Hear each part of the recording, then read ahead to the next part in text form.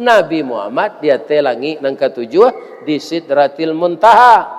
Walaqad ra'ahu nazlatan ukhra inda Sidratil Muntaha indaha jannatul ma'wa. Begitu indahnya surat An-Najmi ini.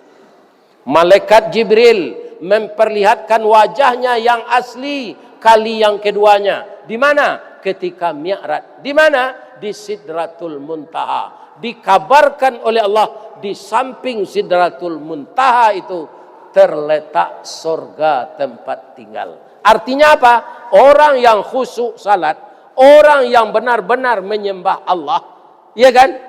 Maka dia bersimpuh menyembah Allah dengan khusyuk, tidak ada tempat baginya kecuali surga yang di samping Sidratul